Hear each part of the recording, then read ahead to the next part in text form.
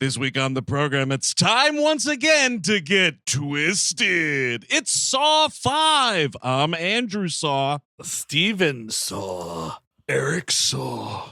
Fuck this movie. Saw. And the Halloween Spooktacular gets started a bit early on We Hate Movies.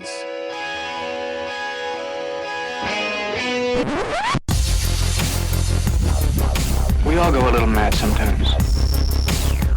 You know, it's Halloween. I guess everyone's entitled to one good scare, huh? Sometimes that is better. Zombies have entered the building. They're at the door. They're coming in. It is time to keep your appointment with the Wicker Man. They're coming to get you, Barbara. He's sick for fuck's sake. You've seen one too many movies. Now, Sid, don't you blame the movies. Movies don't create psychos. Movies make psychos more creative. Put the fucking lotion in the bag. What an excellent day for an exorcism. Hello, everyone. Welcome to the fine program, as always. That's right. We're back at it. We're back to the fucking green-lit warehouse. That's right. We're talking Saw 5. Now, this fucker was from 2008, directed by David Hackl. You just take that L off. Take the L off right now. Just do it. A film by David Hackl. Oh, yeah. Dude, a film wait. by... I know you're strapping in for this Saw movie, but wait. A film by David Hackl. It's... Dude, the audacity, and I know we've pointed this out before when movies do this, but like, you're making Saw 5, man. This is not a film by nobody. It's not. And I mean, that's the problem with these movies is they take themselves way too goddamn seriously. Yes. Like, Yeah. It's the fifth one. Have a little fun with it. Yeah, by the fifth one, I need a smattering of comedy. But that's like going against the whole grain of what this thing is and Which why is it was what? as popular as it was. Like, or still is. What the hell am I talking about? Like, the seriousness of it, the grimness of it. Like, at this point, the way the movie starts, I almost thought it was going to be like New York Stories, like 3 separate stories separated out. You know like, what, better. Kevin? That's a great idea, dude. The next one of these, we get Francis Ford Coppola, Martin Yes. Scorsese, and, well, maybe not Woody Allen. We'll find a third Hey, guy. he might put some spice into it, honestly, at this point. Actually, you know what? Let the Woodman run wild on The this. Woodman has tied up a young woman and put her into a room of ill repute. Yes, I don't know of about course. playing a game, but I'll do the Sunday crossword. I'm going to call on my own experience in the game. Exactly. All Oh right, my God. You have to. All right, Mr. Allen, you have 5 minutes to not play the fucking clarinet, or else you'll be killed. Just kill me now. Just take my head off right now. His body explodes immediately. Or not direct a fucking movie. No one's watching them anymore. Stop. Yeah. People are people are watching them. If you go into the theater for some of these movies, like, yeah, you got me. I didn't have a movie this time. I just wanted to piss people off. I'm just taking your picture. I'm just making sure everybody knows that you watched my movie. Isn't that funny? Hello there, Chris Cabin. You came to the Woody Allen movie. Oh, you damn have it. to pay for your crimes now. Fucking It's damn all it. trap. I just wanted to see Rifkin's Festival. That's all. Oh, you're the one. There's nothing called Raindrop Serenade. It's kind of a hoax. Dude, Rifkin's Festival is a parade of pain across your body. You gotta fucking, you get locked in a theater, Jigsaw comes on, he's just like, you gotta watch every one of Woody Allen's movies from fucking post Blue Jasmine to present day. Have fun with that shit. Yeah, we're skipping Scoop.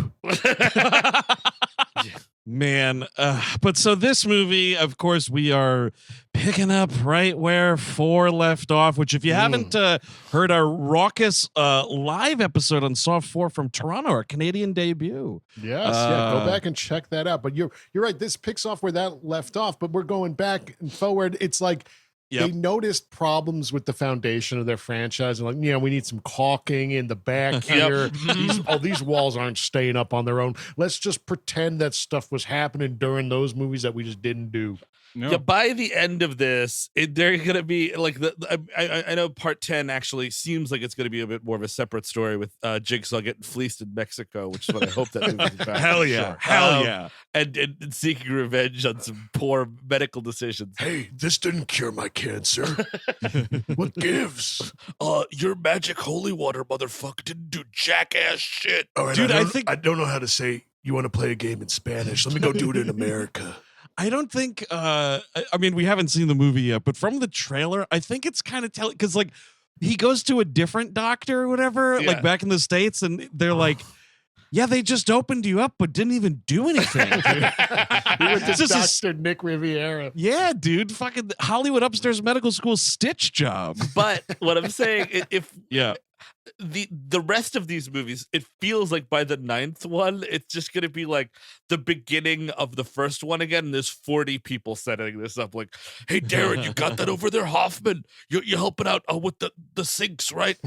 Make sure Mindy is gonna be here by 4. She's gonna have sandwiches for everybody. Now, Amanda, you're gonna have to get into character because you're the one that's going undercover in part 2. So, did you do all your research with all the other people you're gonna be in the room with? And people, remember your punch cards, because there's a lot of work to be done and it doesn't seem to be getting done on time.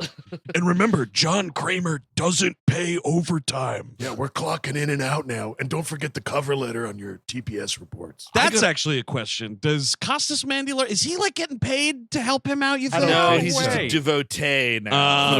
The game. Yeah. If anything, he's paying him. Like, he's probably still throwing money down on fucking John Kramer's grave, wherever it happens to be. So we open on what I guess we come to find is like a copycat by Costas Mandalorian. Yes. Correct.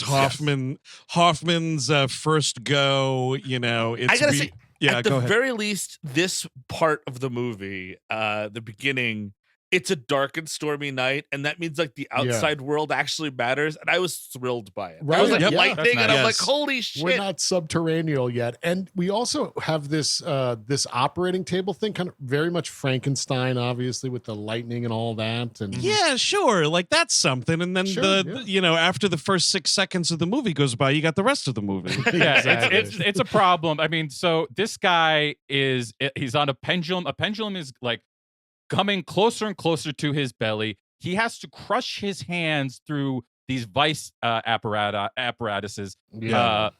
And if he lets his hands get crushed because he, I guess, used them to kill somebody, he is supposedly going to be let go. This guy, not only does he have the zodiac symbol on his stomach, well, there's Okay. more He's got- symbols I to thought be that had was on quite that a lot. stomach. They're like, before you find out this guy's evil, because at first you're like, oh, this is just another innocent Saw person who like didn't fucking tip enough on their fucking on their bill and therefore are being killed.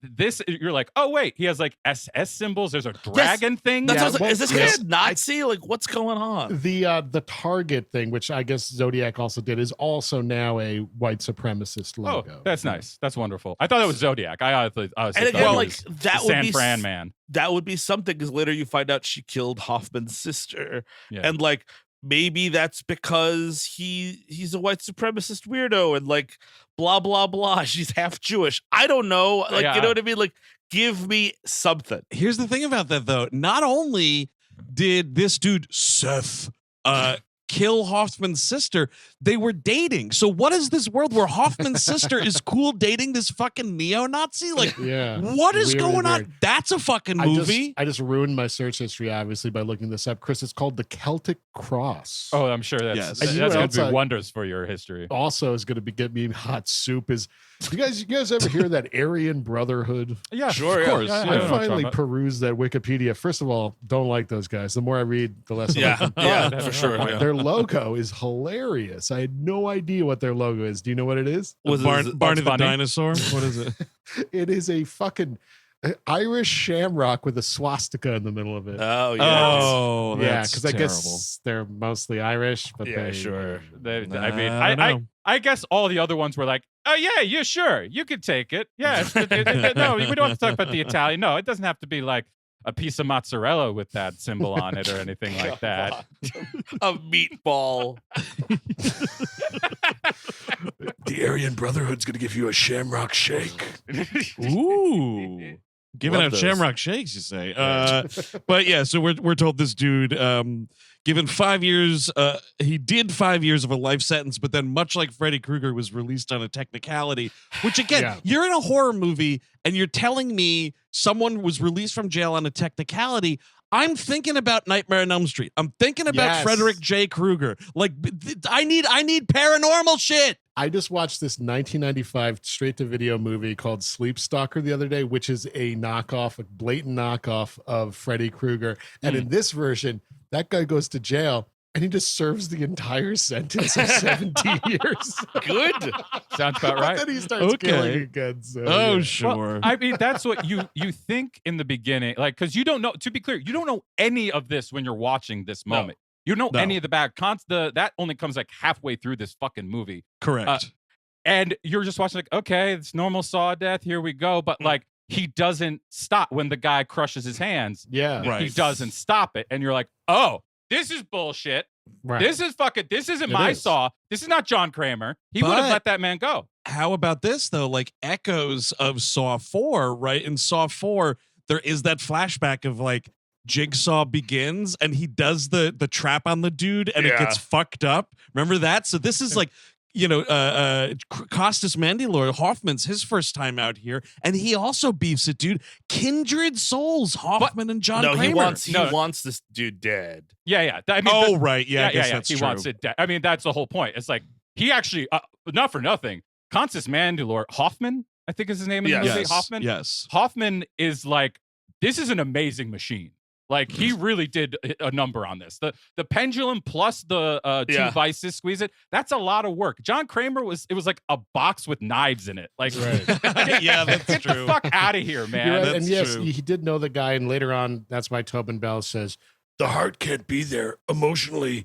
There can be nothing there. It can never be personal. which is the problem with the fucking movie. Exactly. I don't care about any fucking person in any scenario. Right here is your local newspaper. You read your boomer news. You find out about some crime of the week, and then you track those people down and kill them.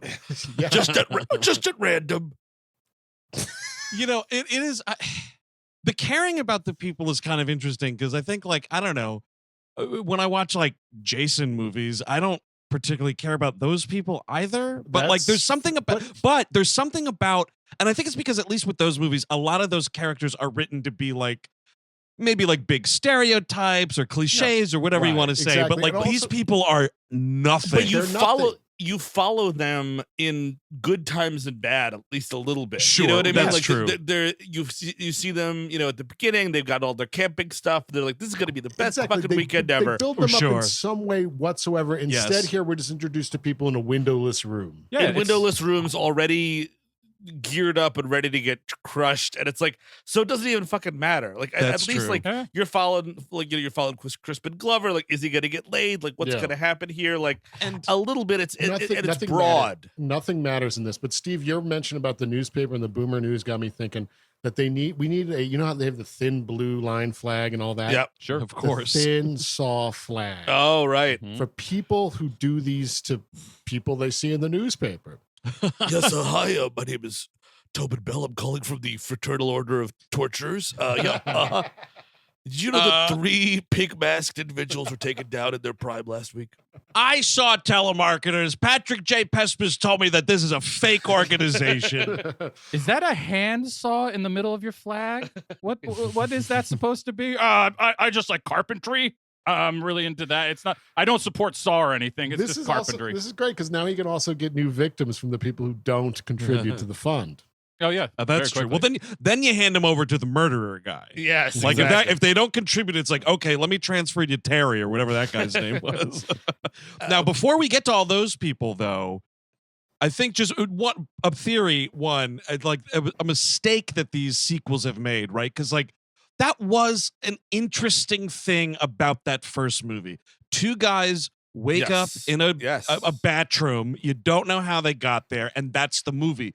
But when you keep doing this, it's like, oh, the next movie. What if a bunch of people woke up in a house and you didn't see it? Like, eventually you're like, no. I need to see how these people get there. No, the budget's getting lower and lower and lower. And how would you like, I don't know, maybe only 50% new footage? And what happens if the actor who plays Jigsaw dies and then you can't continue it because he was the reason most people were watching it? I cannot believe the amount of times we're doing, not only previously on Saw, but hey, here's a cool kill from last year. Is that doing anything for you? Yeah, and you know it's getting desperate, dude, when you're seeing fucking clips of Danny Glover in the middle of this movie. Holy fuck. My With God. The picture, too, is the fact that they have his picture there on the table of the slain police officers.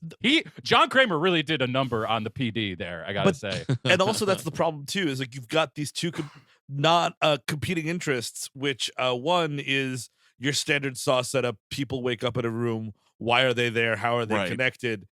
That only comes in, by the way, 20-something minutes into the movie. There's all this Saw lore bullshit you have to deal with that just goes nowhere and is so excruciating to talk about. And also, where's Amanda? No. Well, Where's she's dead, Amanda? right? She's still dead. Yeah, she's dead.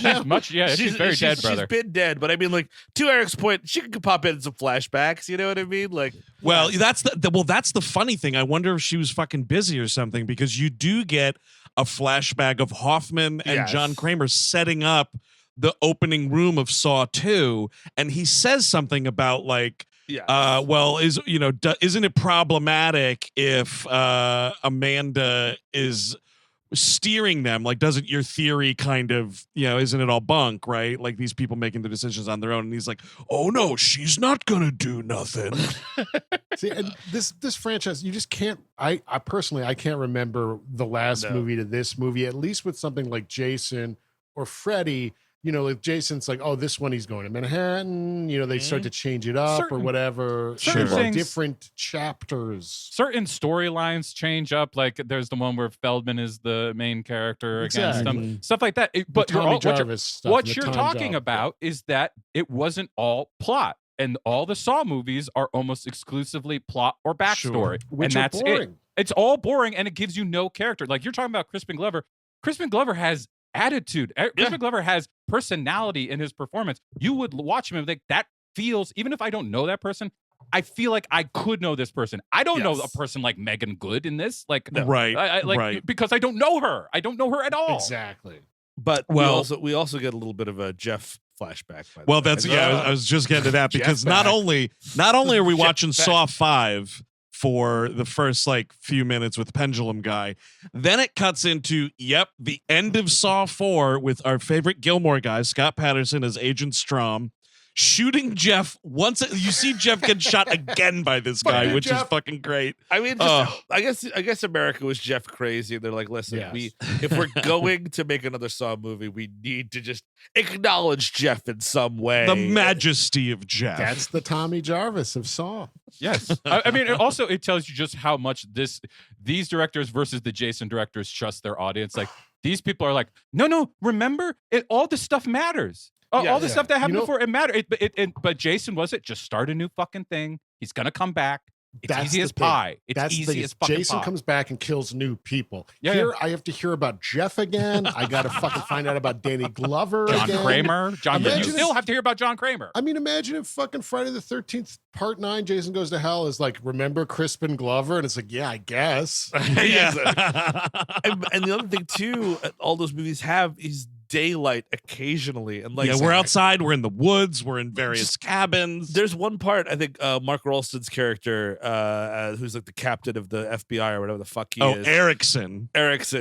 He's like, well, I'll talk to you tomorrow morning, Hoffman. And I'm like, oh, is there going to be a morning scene? Is there going to be a scene, like literally a scene where Mark Rolston meets this dude for coffee at a diner? Would fucking blow my mind. Oh, dude, could you imagine a roadside diner? Like, speaking of Jason, just a grody ass roadside diner. And there's like atmosphere that isn't a fucking grody warehouse for 4 goddamn seconds. That's all I want. Steve, you're totally right. And they're going above and beyond to like stretch this whole, all of this shit takes place at night kind of a thing, because there is a scene towards the end of the movie where Jillsaw goes to see Erickson at his office, and she's just like, oh, yes, thank you for meeting me at this late hour or something like that. You're just like, what the fuck? Come on. Does this take place in that fucking Willem Dafoe vampire universe, Daybreakers? Like, are all these people vampires? I believe it. Is that also happening? Oh, was that Daybreakers? I thought 30 Days a Night. Wasn't that? No, Daybreakers is when the entire population is vampires. Yes. And the non-vampires are the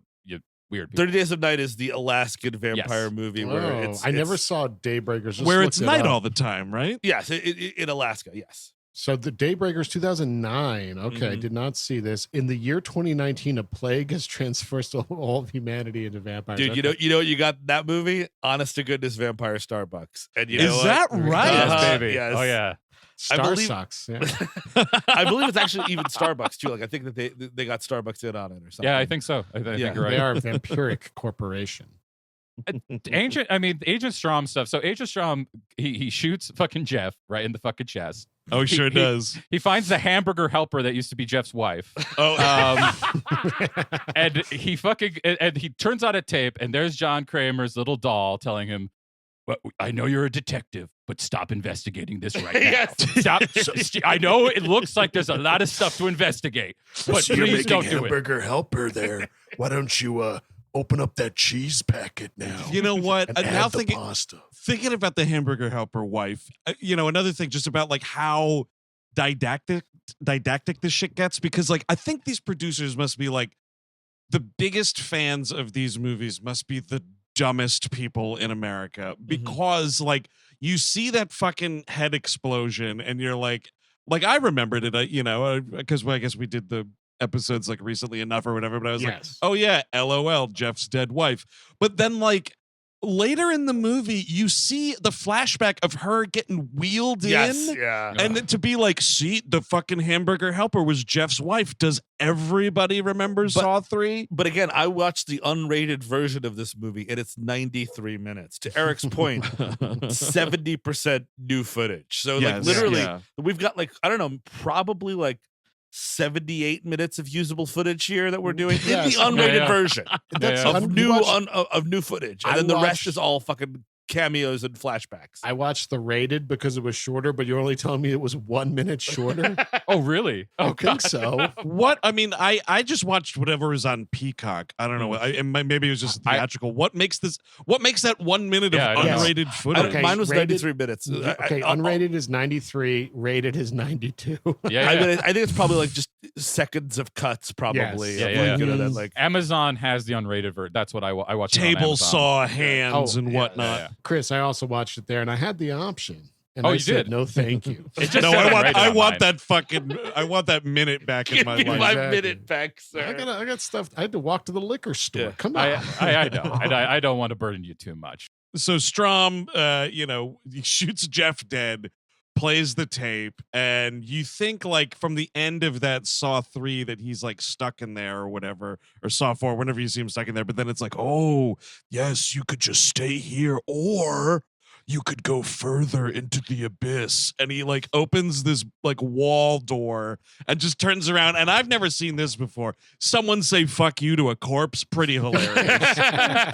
He's just looking at John Kramer's dead body like, fuck you. That dude deserves it. I would be putting fucking bullets in that head. Like, I don't even trust it now. I'm putting bullets. I'm cutting the head off. I'm like, just to make double sure here, I want this guy dead. But instead of doing that, he takes the bait, he goes to this room, and he get the pig. It's Hoffman, but like Pig Mask. Pig Mask comes and knocks him out and puts him in this square thing that's filling with water really quickly. I don't think there is a tape.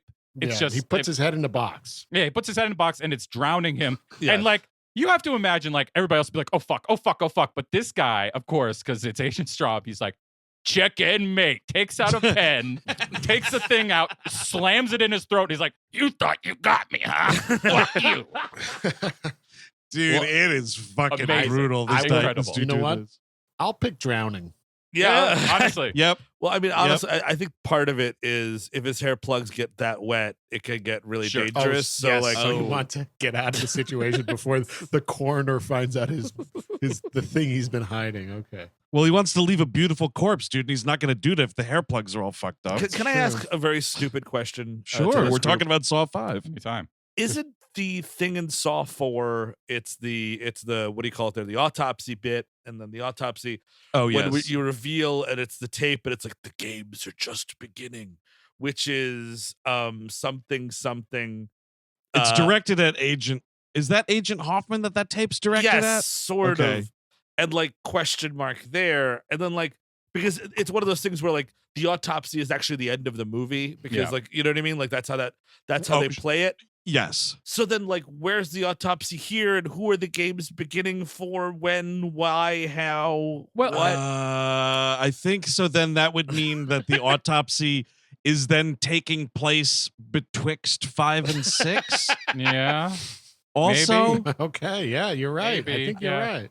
Just I don't know, man. I I'm hate sorry. when- I hated to do When that, but I needed continuity to. becomes Swiss cheese, it's Yes. kind of a problem. Yeah. I know Well, 'cause- a lot of horror franchises that we get into that kind of thing, but this is excessive. Well, because they make such a fucking big deal about connecting it all. I wouldn't even pay attention to it, except for they're like, actually, all this bullshit makes total sense if you actually think about it. That's the thing, and exactly, it's all happening within the same goddamn week. Like again, Yes. like even with the world of like this movie, where it's Hoffman kind of on his own being Jigsaw, and you could even have flashbacks for John Kramer because you need Tobin Bell in this movie. Why isn't that like 6 months later, a year later? Like, take a breath in these movies, and just reset. Any because breath whatsoever. Just fucking have fucking Costas Mandylor at the fucking beach one day or I something. would love it. I would Phone- fucking like him just like sketching.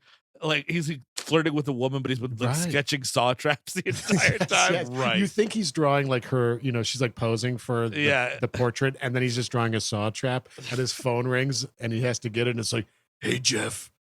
Or no, hey, Mark. Whatever your fucking shit, is this Alan? Alan, yeah, you're fucked, dude. And this is why I can't remember character names in the film, is because I have no reason to give a fuck about Mark Hoffman. I have no idea what his day-to-day life is. Well, you're about to learn a little bit of his backstory, Eric. I mean, he gets out of this. Okay, there's also something I'm not sure. I'm not going to get into it now, but he gets out of Costas Mandylor comes out with the little girl that they saved from the last Jeff's one. daughter. Jeff's daughter, but little Jeff. Little Jeff and him cop. come. And the other thing about this is there is fucking no star power whatsoever No. to Very any true. of this at all. Not even in like the low. Like the best you got is in this scene, you have Mikey Palmisi fucking telling him like that he's a hero and that he's like the lieutenant detective lieutenant now. This is why when we get that archival footage of Danny Glover, it's like, oh my God. An actor. Yes, somebody was actually in the movie. You're reminded you're watching a movie when Danny Exactly. Glover's fucking file photo Just comes up. Fucking start backwards. Cast someone that's a decent size. It doesn't have to be humongous. I mean, Danny Glover wasn't huge at Saw 1. Yeah, and then figure it the fuck out from there and actually utilize that actor. A face that people remember. This is something that like really good directors know how to. Fincher is fantastic at this. Well, I mean, he's got the mic, but even when he was younger, he was great. Alien 3 has this kind of stuff where like the little things, the little characters that you're supposed to pay attention to are at least faces you can remember and like names But then you again, can no remember. one's gonna do fucking Saw 5. Like, you know what I mean? Like, I don't like get fucking Barbara Compton. Get like one of like Crampton, sorry. And like what's Jeff Combs? Like get the horror notables. Well, that's the problem is that those people traditionally appear in horror films, not whatever the fuck Saw is. There's no horror here. There's nothing scary about any of this. There's no actually this movie, I think other movies, I think this is the first movie without really jump scares. Like, am I nuts? Because like I remember, like, there in the previous films, it's like you're walking down a hallway, pig mask guy gotcha. You know what I mean? Like, well, that's kind of like at the top when pig mask gets strong a little bit, but like you're right. I mean, it is few and far between. We get a scene here after the whole like we got a live one and Strahms survives and everything. We get this quick lawyer scene, and this is something I'm telling you right now, it's not even relevant until you see Saw 6. It is a scene where Jillsaw, now of course we all remember Jillsaw, John Kramer's ex-wife. It definitely feels like a second wife, FYI. She's Sure. much younger than he is. 100%. Yeah. Little arm candy for the second half. She goes to John Kramer's lawyer, and it's, your classic, there's a tape you have to see, very on point for John Kramer, and it's like, oh, hello, Jillsaw. If you're watching this, I'm definitely dead. Here's this box. You'll know what to do with the contents inside it, and I'm not shitting you. She opens the box, looks at it, goes, closes it. This lawyer, hilariously trying to sneak a peek, does not succeed. Just goes, Mrs. Kramer, do you mind me asking what's in the box? And she's like, thank you very much, sir, and walks out. I'm telling you right now, it is addressed in the next movie. I can't even fucking believe it. And also, just doing Jillsaw would be fine. It would make sense. I would get some new.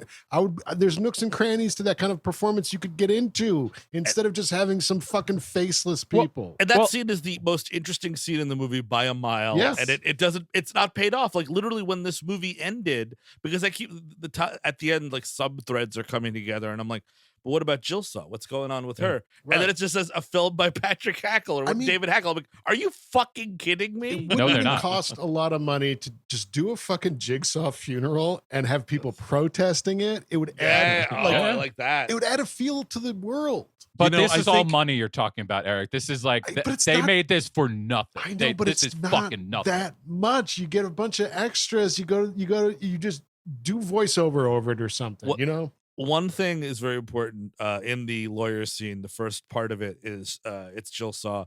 She's sitting in a waiting room, and this couple. Because I mean, this is something that happens in previous Saw movies. Yes. Jigsaw is always in the magazines. He's all like both John Kramer was and as Jigsaw, like in both ends. Now he's on the cover of New Mercury, by the way. What the fuck is that? Hey, the Centennial Jigsaw issue? Whatever magazine. They don't. It's not just like Serial Killer Monthly he's on. It's like he's on Popular Mechanics talking about like the best engineering practices. But like you know what? Be even more interesting than that is having him on the fucking news broadcast. I know you have to hire people to play anchors, but it would actually give me something to really hook onto versus showing me a magazine cover. But they don't want a world. They do not want to do any world building. That's not the point. The point is to just watch people be tortured and then be, I guess, a little bit surprised at how like all this quote unquote comes together. Chris, I could do that at home. Well, sure.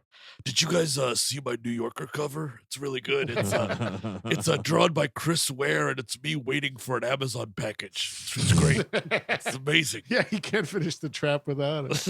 It is funny though, because this magazine is being thumbed through by this old lady who's reading the Jigsaw story, and there's a picture of Jillsaw in it, and this woman looks up in the waiting room and recognizes Jillsaw, and then starts like elbowing her husband. Harold! Look, it's Jillsaw.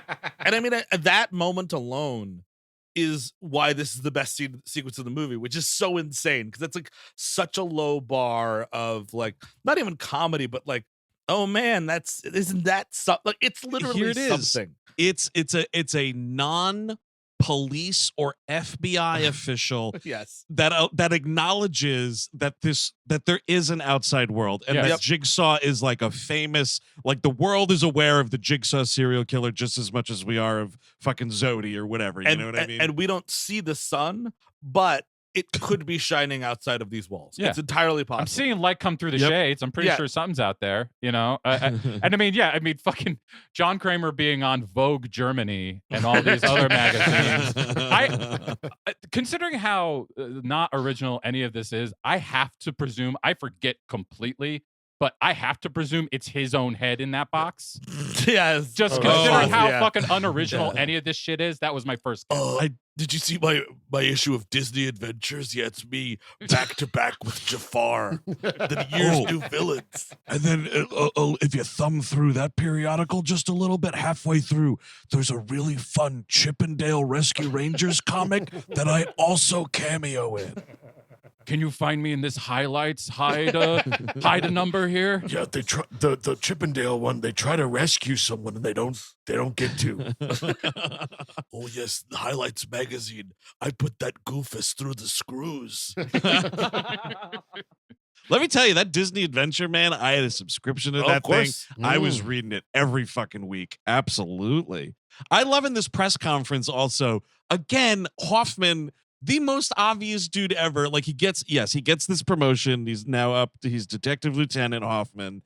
He gives this speech where he is basically almost verbatim quoting Jigsaw. And it's like, dude, You are this guy's partner. Like, why don't we fucking keep the jigsaw jargon and the way he talks out of your promotion I am speech at this proud press to conference? announce that the jigsaw murders are over. Human life is sacred, and we learn every day life should be cherished. This is a health clinic. Oh wait, no, fuck. Scratch that out. Not good. There's some great moment, and again, like it opens up to something that almost there's like some reporters like, isn't there somebody else who's like, not now, Janet? And I'm like, who the fuck is Janet? She never comes back ever again. I was like, all right, well, this woman has a name. Yes. Think of Tobo rules, right? She's got a first name. We know that she's a reporter just because she's doing her job in the scene. Yes. That's enough where this lady's got to come back and do something. See, that's the thing is just redress these people for the funeral scene, and you're good to go. Yeah. I'd buy that funeral scene, but no, you're not getting that because is this when we actually start getting into the movie, like the actual saw traps? No, because there's all this. See, that's the thing. There's there's all the shit. Fuck around, right? Yes, there's all this shit with Strahms in the hospital and Erickson. This guy Erickson comes in looking exactly like fucking Walt Disney, which is hilarious. This mustache is really something. Which you can see him on Disney Plus. I guess he gets killed in the opening of Ahsoka, I believe. Oh, that's great. I think I was already asleep. Yeah, it's a sleepy show. But this is Mark Rolston, who's in Shawshank as the rapist. He's also he's in The Departed for a spell. He's a character actor. He's in Aliens. He's a presence. I thought he was pretty good on Ahsoka for this one scene. He's a presence I enjoy. You know what I mean? And he's his only character trait that he has in this movie, which is fucking hilarious, is he's got this Bluetooth on, so he's always ready for a cell phone call. Dude, you know that it's the fucking mid-aughts, dude. He's got that Bluetooth headset the whole time. So Erickson comes in and he's like, Strahms, you're off the case because all these cops died on your watch running the case or whatever. And he's like, I know that you're all messed up due to Agent Perez's death there. And then we get this fucking flashback to, I think it's 4, where the woman leans down into the puppet and it shoots her in the face with all the shrapnel or whatever. And I guess he's at this point sitting in her hospital bed because the fucking pillowcase is covered in blood. I'm like, just could we get what a terrible hospital? Can we get a nurse to turn that bed over, please? Seriously, Saw General, dude, terrible service. I mean, it's just, you don't want blood just sitting there like that. And like he's doing it with Erickson, and then later Hoffman comes in. He's still they have not changed the sheets. Yes. So then at some point, like that happens, and then we're still in this fucking house. The fucking traps have not even been set yet because Hoffman comes in and he starts going up to Strahms, and he's like, and Strahms, this is where we basically learn that Strahms is very suspicious of Hoffman. He's like, hey, all of those dudes died in there. And like, this is where we get fucking Jeff. This is where we get Donnie Wahlberg's head exploding again, which is fucking great. That other guy getting shot in the face. Previously on Saw, the TV show. And so he's like, you're the only one. Oh, your fucking handcuffs broke. Your straps broke. That's what he says. And he's like, Jigsaw doesn't make mistakes. He's got his fucking tracheotomy voice. And he says, it was your whole crooked department. Like, crooked in what direction? Like, what does that mean? I don't know what's going on there. But there's a great, like Costas Mandylor, I think, does a decent enough job because he is doing this like gruff cop voice that it covers up his Australian accent. But there's this one part right here where Strahms is like, kind of more than insinuating, like, I think you're fucking in on it. And he goes, read the papers. I saved that little girl. Oh boy, it is. That must have been we did 25 takes and that was the best one. I'll take it.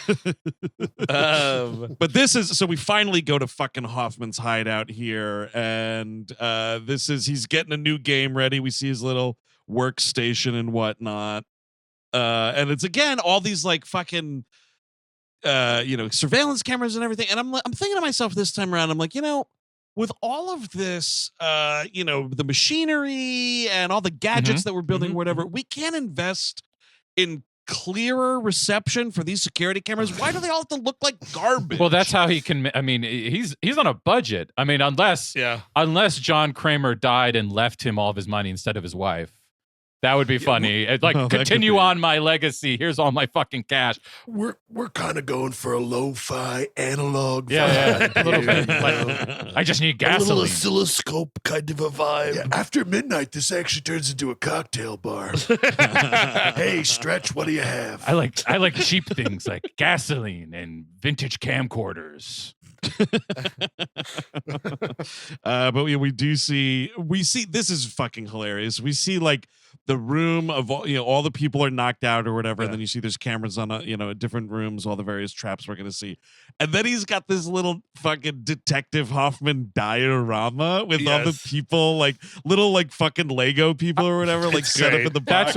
If you want to give some humor, I need to watch him make that. I need to watch it. Around with it. Like, go to the fucking craft store and be like, well, it's just, a little, I'm helping my daughter with a science project, actually. And it's him just quietly putting like a big M&M is the first guy. Exactly. A little Power Rangers. A G.I. Joe is over here about to have their hands split. That's how you could sort of like start this movie, right? Is like, you see him, you don't see exactly what he's working on, but he's got like a thing of Elmer's glue. He's cutting some construction paper. And in the background, you're just hearing like, oh, what a day for a daydream. Or some like boopy doopy kind of pop song. And then when it cuts to the end of the sequence, it cuts to what he's looking at. And he's just been making this fucking saw diorama.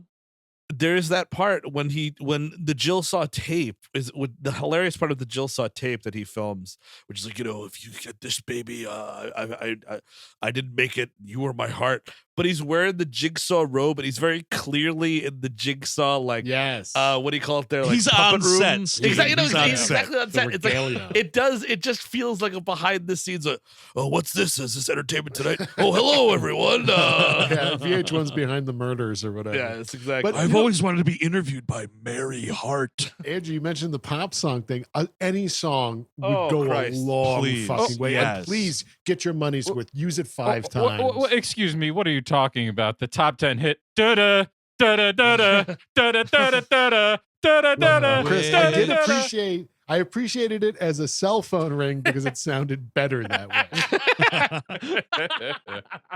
way. So we go into this room now and finally see all these people, and everyone's knocked out. They've got collars around their necks with like wires attached or whatever. Oh yeah, dude. And you see these like huge V-shaped blades. They almost look like scissor blades kind of a thing.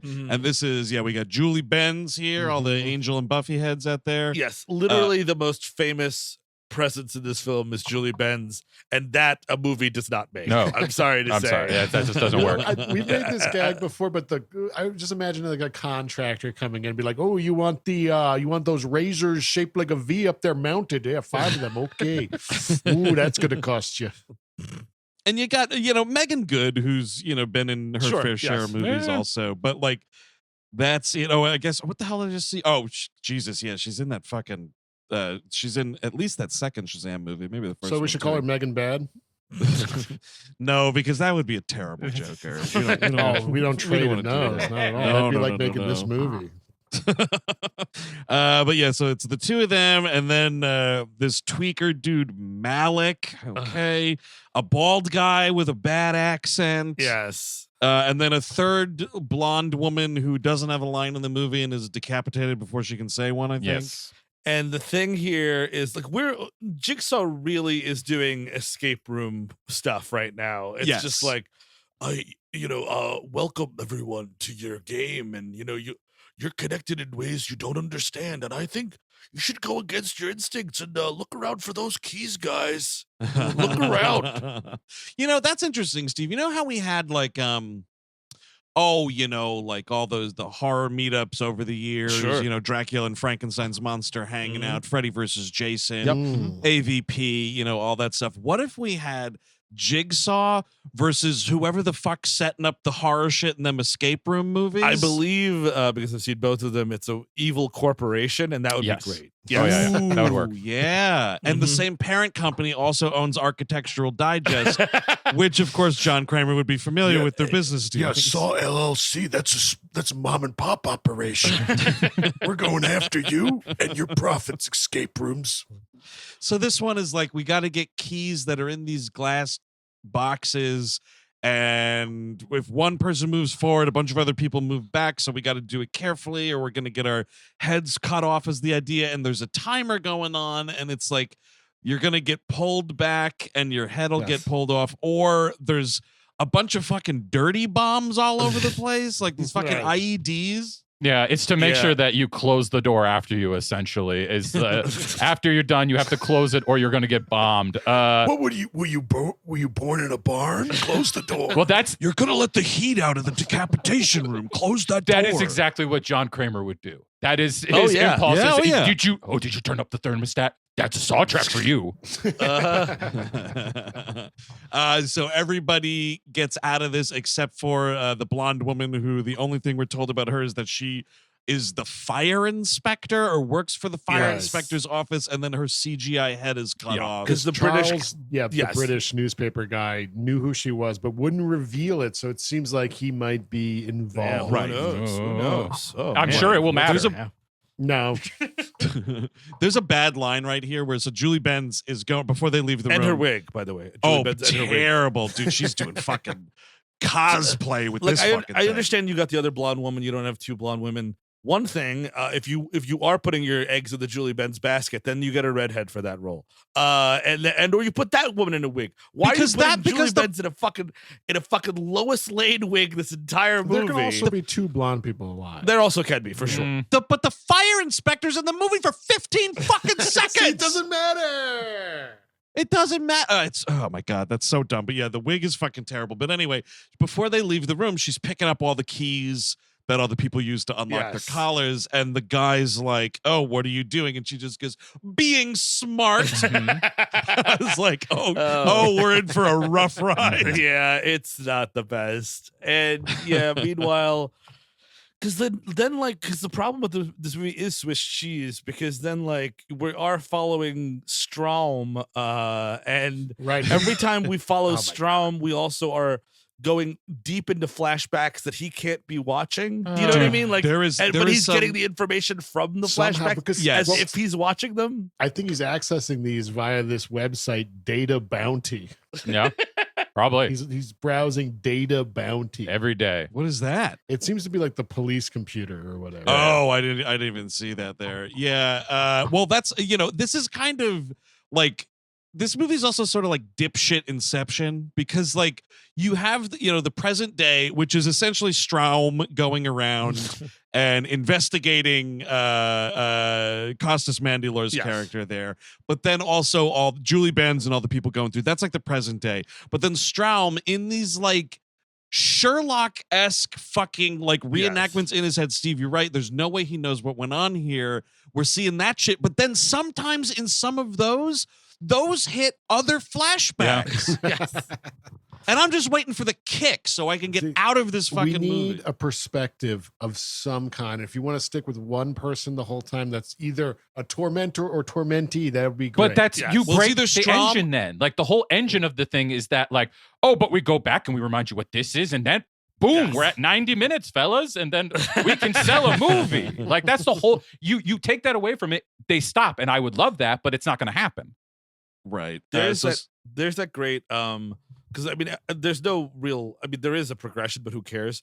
The one that reminds you of Saw 3 when I think it's where Amanda does wheel in Jeff's wife. The wife, yeah. But Hoffman was there just minutes before. Yes. And holy shit, does Tobin Bell look totally different? And holy shit, is the lighting totally different when the flashback starts? I'm like, you can't do that. You can't fuck that up. I just took my medicine pill and I'm feeling 10 years younger. Exactly. It's just dude, you cannot fuck that up. There's a part where he's bald and he looks like the bass player for A Perfect Circle for a second. He's got this long soul patch. I'm like, what era of Jigsaw was this? The soul patch was quite surprising. Get a look at that thing. Yeah, it's kind of like if those big telepath guys from the Marvel universe also had facial hair. Yes. But so Strahms finds out, which we already mentioned, that dude Seth, pendulum guy at the beginning of the film, excuse me, no way. He was the dude who murdered Hoffman's sister. So then he goes to this crime scene where we saw Seth and he's like imagining the pendulum death, like I said, just like Sherlock, you know what I mean? And he's piecing together, what's going on here? Like Jigsaw. He's looking at the tape, this is what doesn't make sense, right? Because he sort of determines right here, like, because the dude passed the hand test. Yes. Jigsaw like would have not killed this guy. So why is this dude dead or whatever? And then he's like doing the look and he finds like the hole in the wall or whatever. And this is the first time it happens. Yes. We flash back to like John Kramer and Hoffman like setting this whole thing up. And this is Eric where he gives the big like, you got to take emotion out of it, speech and all that fucking dumb shit. We're going Can't over be and personal.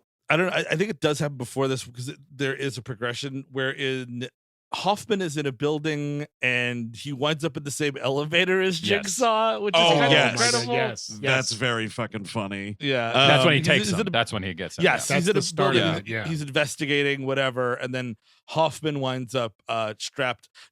He's in the elevator with Jigsaw. Then he winds up getting strapped into a chair with a shotgun at his chin, and I'm like, just let it happen, please. Yep, just let it go, please. But this is what makes no sense because he's staring at all this shit. And he just says out loud, Strahms does right here, Gilmore guy, he just goes, "You killed him. You made it look like a jigsaw trap." Yes. And I'm just like, you must think that everyone watching your movie is a complete and total fucking moron. Yes, they do. 100%. Like if I was actually like a fan of this franchise, I'd be so insulted with how they fucking execute some of this stuff, man. It's just unbelievable.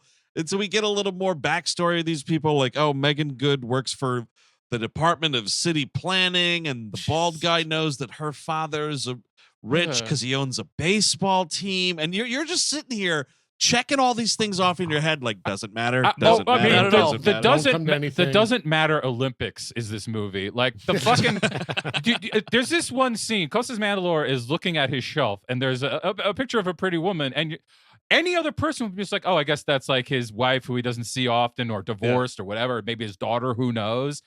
But then you're like, big surprise, everybody. That dead person, that's actually his sister. You didn't know that, did you? You thought that person was just some person. Nope, it's a person. Well, and it was his, and that was his only family. If you, yes, of course. Oh, right, yeah. Oh, wow. What are the odds? What are the odds? Julie Benz works in real estate development, and Meagan Good's like, you need city planning to get permits for real estate or whatever. And I'm like, what? What is any of this? Who gives a flying fuck about work permits? You have to, because that's what the whole movie, at the end of this movie, yes. when it all comes together, which I still won't spoil because it's so stupid and I want to really do it real time. It is so irritating that's what this movie was all about. That's what this section of the movie, because you keep being like, all right, so how does this relate to John Kramer? Like, did they screw him on a land deal, or is this something about all the warehouses that he has that maybe Jillsaw at the end is going to be involved in? Oh, yeah, they screwed him on a land deal, dude. Forget it, Jeff. It's Sawtown. I can't believe the fucking property taxes. You're getting in a saw trap. So then the next room, this is where there's like glass fucking jars above them, and there's 4 different like little Ninja Turtle sewers. Yes. And it's like 5 people or whatever, and then it's like there's 4 keys and only 4 people and 3 keys. Correct. That's what it is. And it's like there's more of these fucking bombs that are gonna explode, nails all over the place or whatever. So they have to find the key that matches the lock so they can hide in the Ninja Turtle tunnels until the bomb goes off. And is the idea. And this fucking investigative journalist, I guess / ECW wrestler, just starts like bashing these fucking people with a big stick. Survival of the fittest. Well, yeah, he starts beating the shit out of Malik, who it's Stephen McHatty's number 2 in the beginning of History of Violence. Excellent. Wow. I really like him in that movie. This movie, not so much, but he gets the shit beat out of him by the Baldy. And then Baldy's like, it starts hitting all the things. And then it's Julie Benz, right, who hits him and is like, no, it's Meagan Good kills him, kills that other guy. And then she's like, she kills bald guy in a surprising twist. And she's like, I just didn't trust him. and then they all jump in. And by the way, what I also big love explosion about his backstory is like he works for the Herald, and they're like, that gossip rag. Yeah. Oh, but then what's hilarious about that is he gets all indignant, like, how dare you, sir? Right. And it's just so funny because it's like this takes place in no place and nowhere, no city, no it's house. the Herald. Just the Herald. Yeah, you know what it's all about. And Sure. oh yeah, and by the way, I'm definitely going to care about what you have to say, bald guy. We were just like, he says something like, "Oh, the blondie got what she deserved," or something, while like when she gets her head cut off, and I'm like, yeah, fuck this guy, kill him. I don't care. She was fired from the fire department anyway. Yeah, it doesn't matter. So this is we sort of teed this up already, but again, in a hysterical moment of inept storytelling, Strahms is looking at a fucking row of folders that are all labeled like potential jigsaw victims. Yeah. And he talking to the folders, I guess, or talking to Hoffman really, is like, so when did you first meet Jigsaw? And then wouldn't you know it, we flash back to the scene where Hoffman meets Jigsaw. Wow. Oh, it is so stupid. Because it's some This lady with the fucking dog is fucking hilarious. Come on, Pee-wee. Because it's like some connection, like, oh, he's been on every case since this one, and it's Right. like blah blah Right. blah. Yeah. After the after that dude got pendulum? murdered, pendulum guy got murdered, yeah. Seth got murdered, you were then on every Jigsaw By the case way, going I forward. love that photo. I think he finds it on Data Bounty of him of Costas Mandylor at the funeral, and he's just. I just love someone just taking a photo of a grieving cop at the funeral.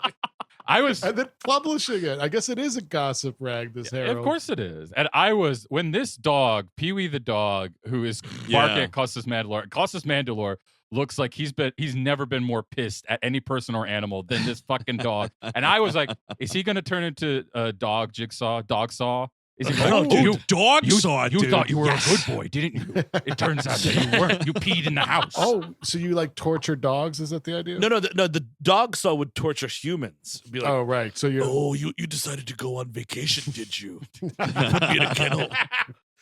Oh, that's right. It was raining outside, and you said, now's the time to go potty, now or never, and I didn't want to go out in the rain, and now look what happened. You're getting your fucking dick bit off.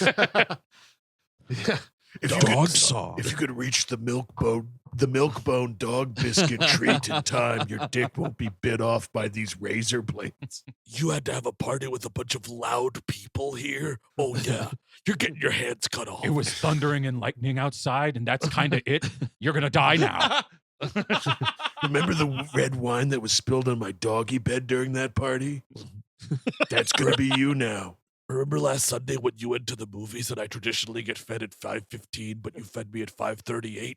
Yeah, you're fucking dead. And keep this in mind. Woof, woof, woof. Rough, rough, rough. Do you remember that time that you opened my jaw and took the horse shit that I was eating off the trail out of my mouth? Well, you're going to have to eat some horse shit now. Yeah, you're going to have to eat a whole barrel of it. Oh, that's right. The only way you're going to get out of this Dogsaw trap is if you can put your face down and lick your own balls like I can. Oh, do you remember last summer when I was really sick for a long time? Then you took me to that really scary place and they poked and prodded me. And then, yes, I did feel better afterwards. But now you're going to get poked and prodded because that sucked. Guess and what? It was scary. Welcome to this game. You're going to have to eat a bunch of chocolate. Yeah, that's right. That's the stuff that hurts I you. hope you like grapes. Yeah, eat some grapes. I bet you wish you weren't you today. Remember that time I was trying to still sniff that flower bed and you kept pulling me away from it saying, come on, halftime's almost over. You're fucking dead. Yeah, Dogsaw way interesting. Oh, yeah. I would love Pee-wee. Dogsaw. Well, and again, it's the 5th movie. Let's do it. Let's get some Dogsaw going. Absolutely.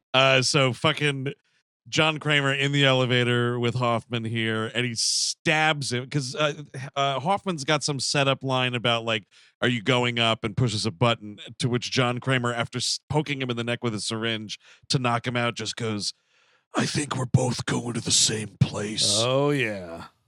To hell tonight. Nice. And this is the fucking great just do it. Mandylor here, Hoffman waking up. He's got this fucking shotgun, pointed at his chin and it's tied to his chest. And, Kramer's like, careful, hair trigger. Because if he moves anywhere, we're going to pull this trigger and blow his head to I'm going to be honest. jelly. This is what I got off the Looney Tunes. Sometimes that Wile E. Coyote had some good ideas. The execution was where he fucked up, but the ideas were solid. I mean, not all of them, though. I can't tell you how many anvils I've wasted money on. Oh, man. It's actually quite hard to buy TNT. That's a series that leaned into a setting, the Southwest. Like, yeah, please, sure. show me anything. So this right here is when we get flashbacks during the flashback, because this is a flashback, and he's like, John Kramer's like, oh yes, she was your sister was a big part of your life. I understand that. And it's like flashback to Hoffman's like police academy graduation, and she's hugging him, and then the murder scene of the sister, and then Kramer's like, I know what you do. You leave work and you go to the bar and you drink there till it's time to come home, and then you get in your car, and then you just see flashbacks of him boozing. Yes. I mean, like, it's totally nuts. And again, like, here is a totally good time to explore how his sister was murdered, because apparently it matters. You're telling me it matters, so it has to matter. And like, this guy was a serial killer. Oh no, he's a girl. It was a domestic violence thing gone wrong, and like, blah blah blah. You know what I mean? Like, anything like that. Steve, that is the opening of the movie. That you see that kill actually happen by this. Yes. guy. Sure. Then you get like Costas Mandylor brooding over it. Then you get John Kramer's funeral and the hoopla about that, and then you get the pendulum thing, and then we're off to the races, folks. Yeah, just a nice like in order of events would be fantastic for these freaking movies. Some money to actually do something other than sit around a fucking bunker. Yeah, I do love bitchy critical Jigsaw right here. He's like, the blade on your pendulum was inferior. Well, because we know for a fact, like, John Kramer is a god engineer. Like, he built part of this planet. He was just an unbelievable brain. You don't see Costas Mandylor cracking the books and like going to fucking engineer school to create the fucking pendulum. You would have. I mean, that fucking thing is insane. To your point, I mean, we've seen John Kramer opened a health clinic. Yes, with his extra money. What a genius engineer, I guess. Question mark. I mean, that's a funny part of that fucking Will VHS tape is he's like, oh, Jillsaw, I still am kicking myself about that night at the clinic. Yes. He's like, he's still thinking about the door bop all these years later. Bop bop aran. So it turns out, unfortunately, the gun is not loaded. And he's like, again, this is kind of funny because you figured Hoffman's already onto this, but John Kramer does have the line, I'm the man you call Jigsaw. Yeah, it's like, no fucking shit, dude. Yeah, I thought we were all up to speed on that at least movie. It'd be great if for the rest of this part of the flashback and this part of Mandylor's training is he's got a Padawan braid going as well. Oh, dude, the rat tail just comes out? Hell yeah. But but Jigsaw, my Padawan learner. Yeah. That guy just cut you off in traffic. We gotta trap him. Man, I was trying to think, what would a Yoda be in this universe? If we do not grant you the rank of Saw Master or Saw Knight or whatever. And yet, too young to begin the training. Got to be in your mid-40s. Definitely got to start in your mid-40s. You got to find somebody older than Tobin Bell, though, and that's just going to be a problem right there. There should be a council of those old men, and they all talk exactly the same way. Yeah, no, we don't grant you the rank of Saw Master yet. Or Martin Landau is there. Oh, dude, yeah. You don't know what it's like to become the Saw.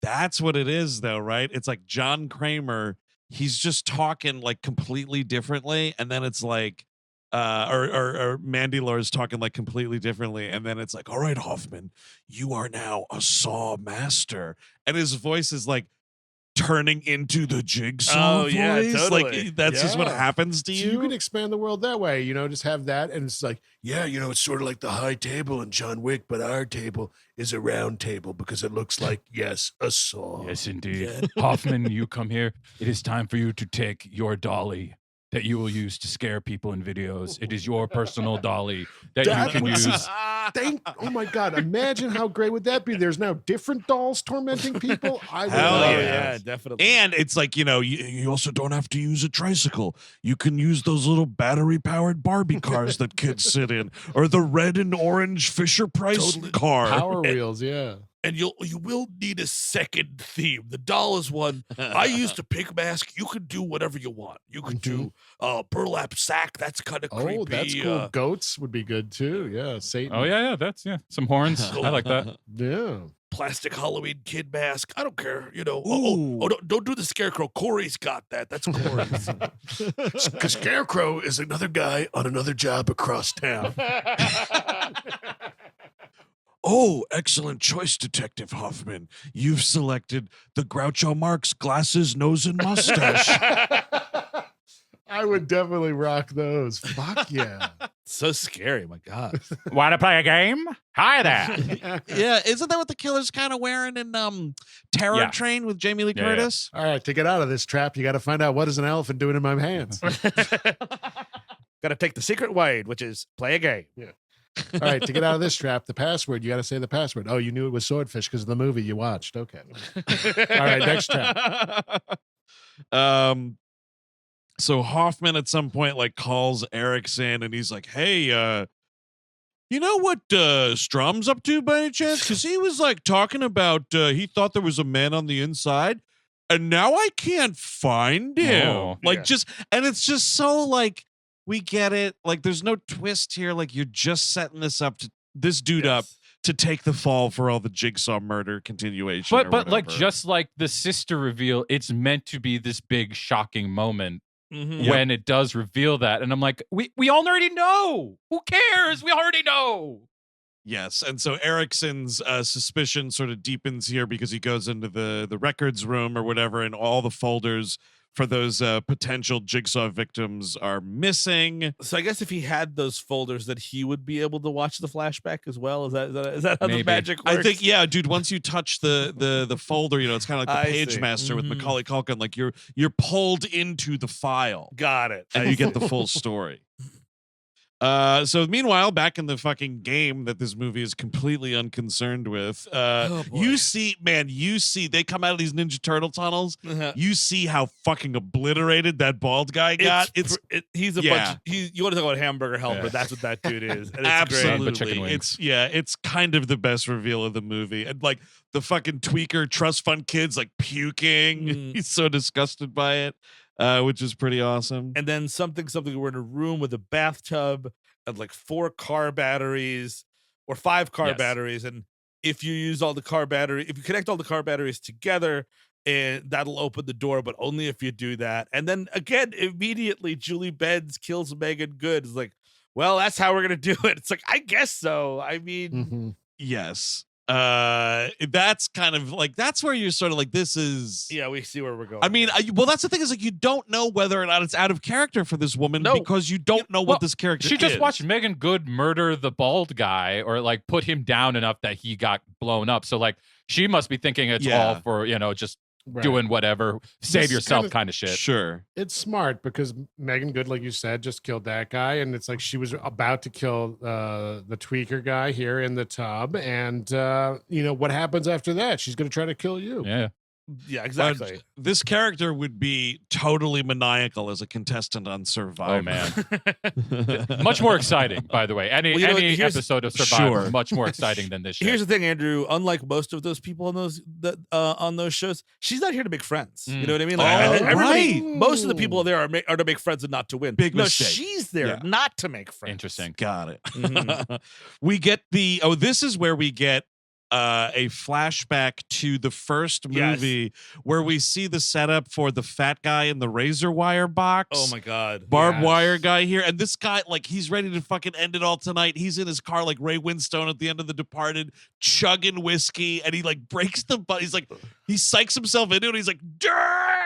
And then breaks his whiskey bottle and he's ready to slit his wrists, but there's a noise outside. And in any other movie, you'd be ooh, an unknown noise in a horror movie, like that could be scary. And you're just like, no, where's the fucking pig mask guy? Oh, there he is. Comes. Dude, and then he goes full on fucking the Big Show here, and it's just housing both Costas Mandylor and Jigsaw, which and is it great. fucking rules. Yeah, I love this guy.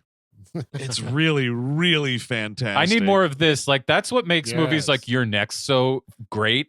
Is that like you just watch these fucking murderers get like kicked in the nuts, and they actually have to like, oh god, Yes, they're not exactly. like Live with they it. And actually that- can get housed. This is how you make an interesting set piece in a future Saw movie, is what happens when one of these people actually get away. Your fucking plan doesn't work. They're out in the world. They're running out. And now you have to expose yourself by being a fucking weirdo in a cape and a pig mask in the city streets. And I know this costs money, but it would be fucking compelling in some way, more than this. Maybe, but like I don't. Eric, to your point, like all this is better storytelling for sure. It's Saw 5. Give up the ghost. There's nothing good here. It's all fucking dead ground. It's all been salted. The earth is fucking dead. Because we want it to be dead, Exactly. Chris, it seems like.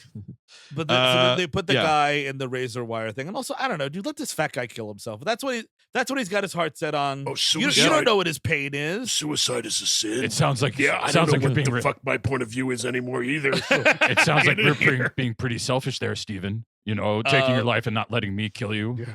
But then he's like, no one remembers this, but here's Carrie Elwes' flashlight. Go give this to Danny Glover, I guess. Carrie Elwes didn't agree to be in the archival footage.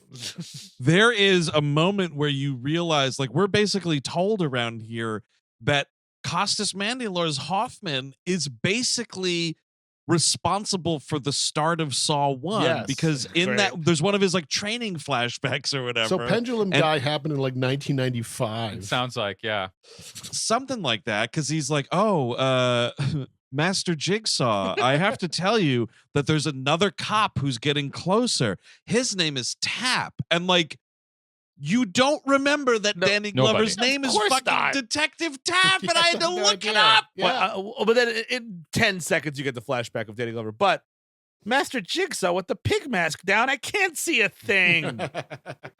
Excellent. But then this is all the we're setting up part 2, and it's just this like, wouldn't it be cool if like we watched a movie and then we saw a sequel where you watched them build the set of the movie? Because this is like John Kramer working on this fucking peephole gun thing. It's like, give me a new movie. Don't give me the fucking behind the scenes of Saw 2 and 1 and 3. Oh, because much like they think that it's interesting or clever about people like just that you don't know how they got in the room and now they're facing the challenge, like it's a mistake of these sequels. It's also a fucking mistake to think that like just because the one time you did a reveal that was like the end of part 2 is the start of 1, or they're in the same room or whatever it is, you then falsely assume that doing that every time is cool because it's like franchise tradition or whatever. It's a massive miscalculation. I'm not even sure if they think it's cool. They just think that's the only thought they have. They can't come up with anything new. Like that's just and they know how much something like that costs. They know it's only this amount of money, whereas anything else will be way fucking more. And you can glue it all together with flashbacks, Exactly. and that stuff is free, so you're good to go. Ready to go. Fucking sawdust and shit. Yeah. It's kind of interesting though between like Twisted Pictures and Lionsgate or whatever, because we keep talking about the money. Fine, and these movies are cheap, but like, why are we fucking claiming poverty here? Exactly. Because these movies make a fuck ton of money. Exactly. This first one, part 5, was the first one to not win the box office in its opening weekend of the sequels or whatever. But like, even still, you've had 4 movies that fucking really raked in some cash. Guys, I just Googled this. I don't know if it's true, but apparently $10.8 million made this movie. And where did it go? 10.8 million was the budget for this movie, you're saying? I guess like maybe I hope at least Tobin Bell cleared $1 I million hope so. bucks. Yeah. I hope so. I really do. So 10.8 million for this movie. Box office was 118 million. Invest in your franchise. Put a few more back in. Well, you could do that, but then there's also stock buybacks you could do, which are a lot of fun and give you more power, and then you don't have to give a shit about the product you're putting out, right? So that's nice. But yeah, so Kramer is making him watch this fucking dude in the razor wire. Oh, this is actually where he says all the it can never be personal stuff or whatever.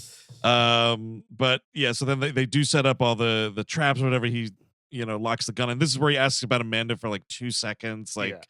Oh, is Shawnee Smith going to be in this movie? Oh, she's not? Okay. No, she's in the 8th one. She'll be in the 8th one. Don't worry about it. She's coming back around. We're reanimating her corpse in a couple of episodes. I believe she's in Saw X, if I'm not mistaken. Of course, she's going to be in a fucking flashback. I just need this show to. I need Constance Mandylor. We have to face off against Darth Cop and Darth Fat Man. Oh no, fuck.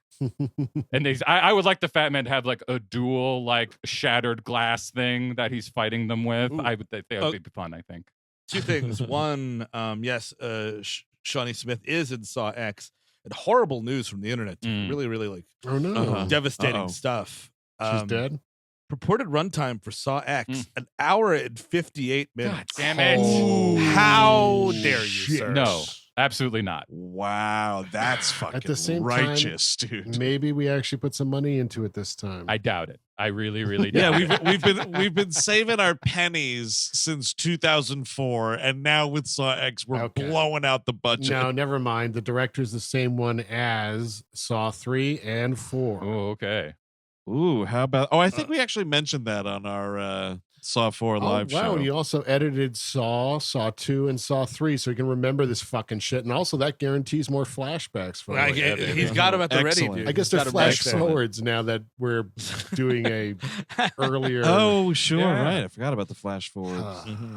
Are we de-aging him like fucking De Niro and Irishman? What do you think? No, because I think it's a thing where like I'll leave the door open, please. you can just totally play up like oh well, he's just sick, so he just looks like older equals looking sick in this world. I bet. Oh, okay. We're not getting de-aging technology. No, you see, here. Constance Mandylor, you soak up the wine with the bread, and then you eat it like this.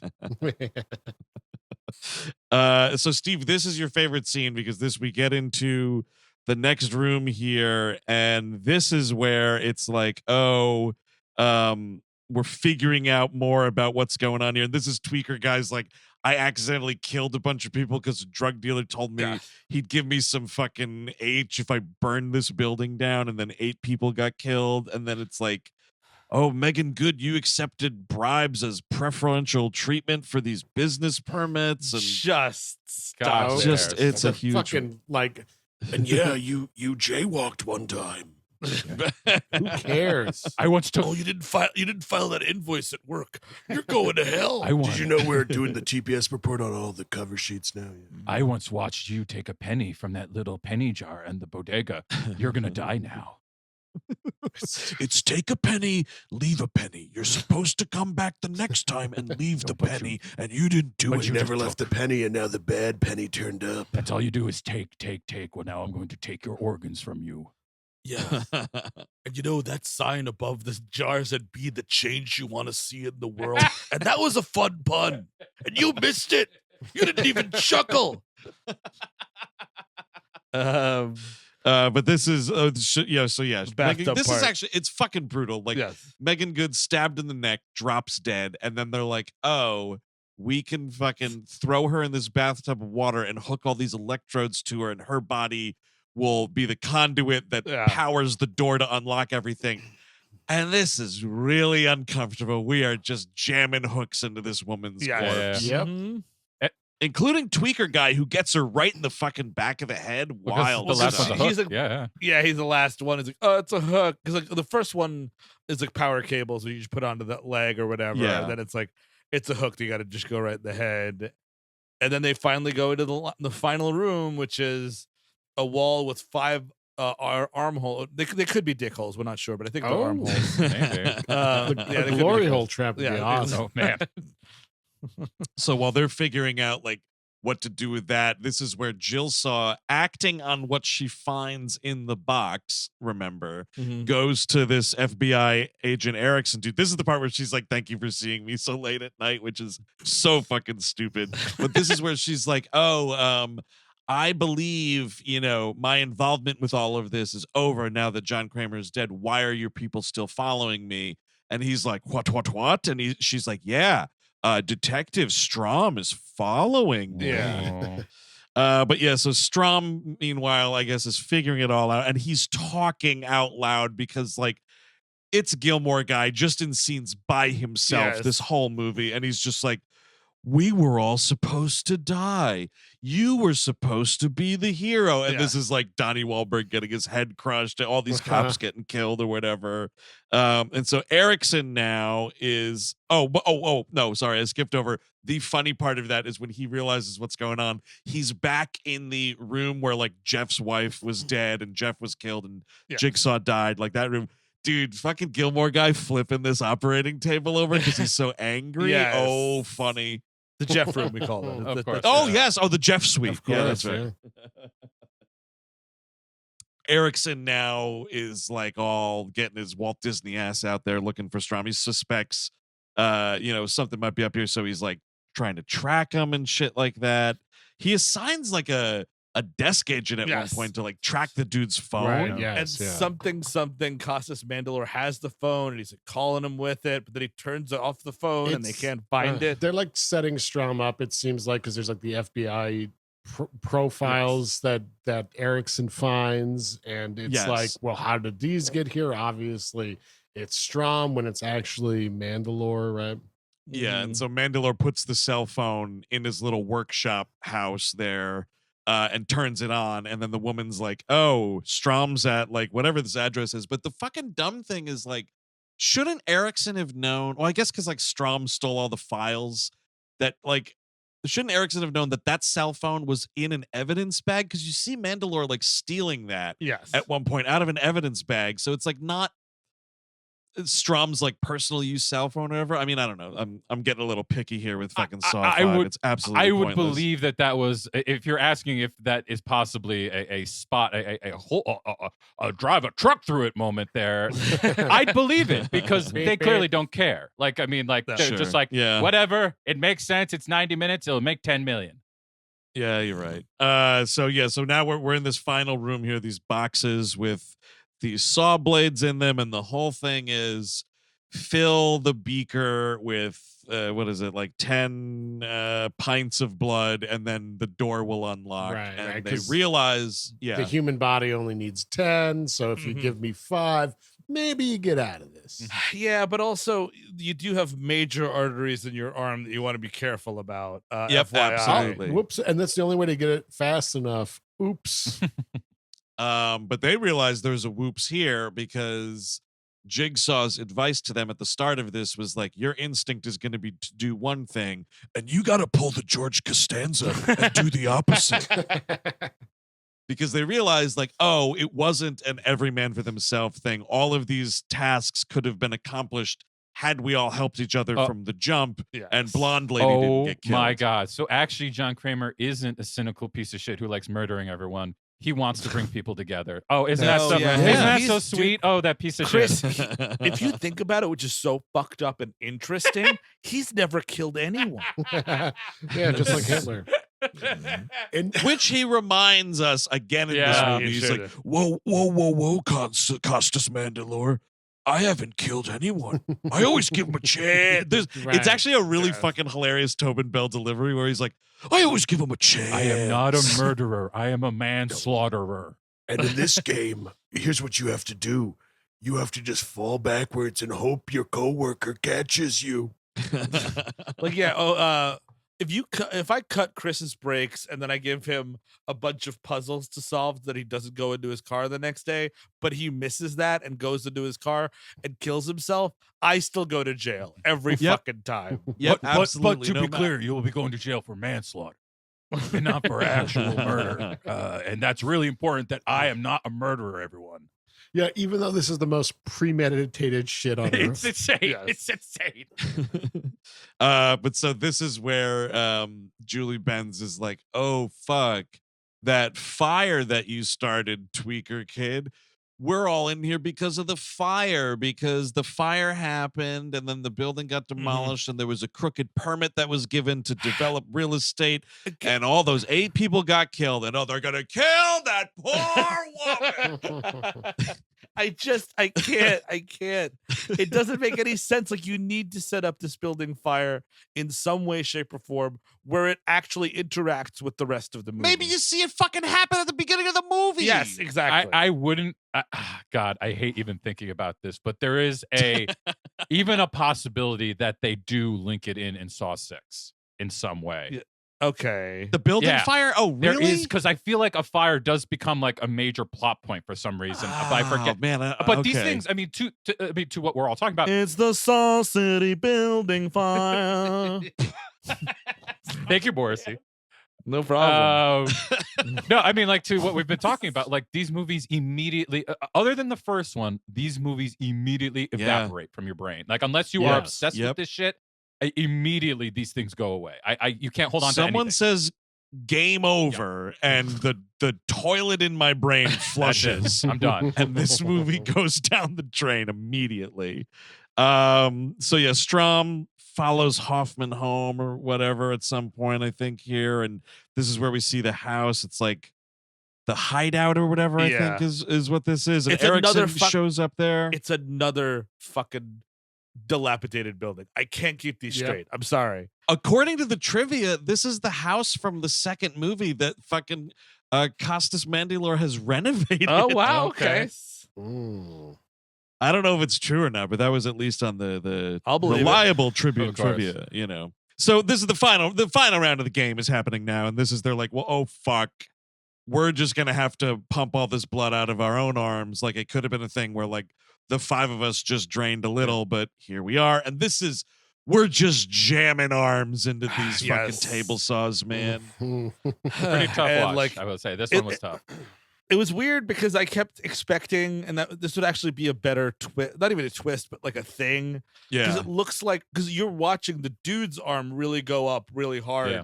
Yes. You don't really see what Julie Benz is doing. And like, I kept expecting the end was her to be like, sorry, one of us had to survive. And like, yes, dude, I thought the same thing today. Absolutely. Would have been something. It would have been something. She then, like, the door opens, she fucking takes off that terrible wig and just like struts out totally alive. I'm Jamie Kramer, his daughter. Yes. Oh, fuck. From his first marriage. Absolutely. Dude, Jigsaw's daughter? And yes, Jigsaw's daughter? And yes, I'm only 5 years younger than his new wife, but still. We have a very complicated relationship, me and John. They both pass out from those injuries or whatever. Sure. And Strahms finds the tape recorder in the room with Hoffman on it this time. So Strahms walks into this room. There's a glass coffin looking thing with a bunch of like shattered glass inside it. And then there's a tape recorder there. And this is like Hoffman doing the Jigsaw voice. Not even really doing it. He's just kind of talking like Hoffman. This is like, where you get the ringtone, though, of the theme song. Oh, is that where this happened? Oh, because I awesome. missed it. When you mentioned that, I was like, when the fuck did that happen? It's right that here. sucks. Yeah. It was available, I'm sure, for a discount price while this movie was in theaters. I guess this tape recorder was like a clunky cell phone, and since this takes place in an alternate I don't even know what time anything is anymore. Right. It's 2008 in our time, but it's either like 04 or 05 in the movie time. Who the fuck knows? Anyway, yes. Bush is still president for most of this. Right. Oh, absolutely. So Julie Benz, we're cutting back and forth here, and Julie Benz is like, oh, we won. And the dude with the fucked up hand, dude, he raises his hand up. Dude, this was out of the thing. This practical effect. I was like, or at least there, I'm like actually getting a little something that I want in these movies, which is Gore. I mean, like, you know, that's sort of what we're looking for, right? If there's anything to be found here, maybe Gore. And it was cool that it was like such a practical effect, because like that decapitation at the beginning, that's just, it's a really bad CGI decapitation. Yes, it is. Even for like 2008, I was kind of surprised. And it's kind of like it just happens and you cut away instantly. Yeah, exactly. And to a point of what like also is usually in horror movies is women having fun and women like talking with people, and yes, some sexist fun stuff too, but like all the like there's this range of emotions just in these little scenes rather than just screaming and trying to kill each other. And that's right. it. You're right. There's no range of human emotion here whatsoever. It's just, my hand is fucked up. Well, they deserve it because of the Saw City factory fire. 8 people died. Yeah, and the permits weren't signed. There's a light that'll never go out. It's the Saw franchise. I had a sister and I lost a sister, but heaven knows I'm Jigsaw now. Yeah. Girlfriend in a saw trap. Panic on the streets of Nowhere City.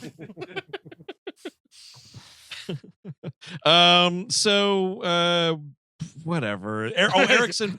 It's honestly where like the last like 5 minutes of the movie. Yes. Erickson fucking finds the workstation. He finds the cell phone, and he calls Strahm's cell phone. It rings, and then he calls in to the FBI. We think it's dispatch. Strahm now. Yes, like he sets a fucking arrest warrant out for Strahm, and then we get back into this glass coffin room where Strahm and Hoffman are like kind of fucking fist fighting for a while, which is a little fun. It is, and it's like they're doing actually a what do you call it there?